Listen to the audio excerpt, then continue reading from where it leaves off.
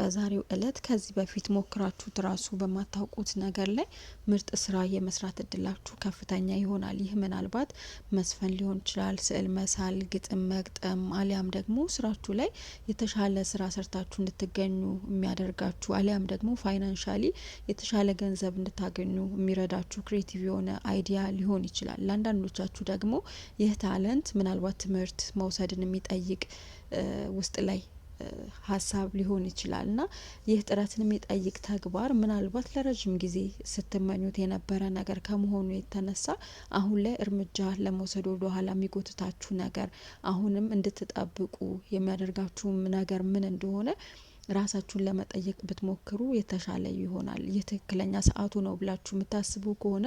ያለምንም ጥርጥር ይህን ታለንታችሁን በእናንተ ስኬጁላችሁ ውስጥ ለማካተት ጥረት ብታደርጉ የተሻለ ይሆናል እና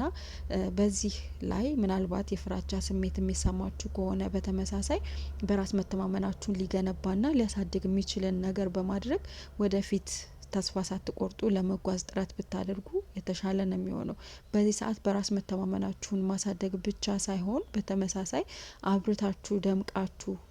ከፍ ብላችሁ ለመታየት የተወሰነ ጊዜ ሊፈጅ እንደሚችል ግምት ውስጥ በማስገባት ነገር ግን እናንተ ፈቃደኛ ከሆናችሁ ይህንን ከማሳካት ምንም ወደ ኋላ የሚጎትታችሁ ነገር እንደሌለ በማሰብ ለራሳችሁ እድል ለመስጠት ብትሞክሩ የተሻለ ይሆናል ማለት ነው። ስለዚህ በራስ መተማመናችሁን ማሳደግ ብቻ ሳይሆን ይሄ ነገር እንደሚሳካም ለራሳችሁ በመንገር በዚህ ሰዓት ወደ ኋላ ሊጎትታችሁ የሚችል ነገር ቢኖር እናንተ ራሳችሁ እንደሆናችሁ በማሰብ ወደፊት ለመጓዝ እና ይበልጥ አብርታችሁ ሻይን አርጋችሁ ለመታየት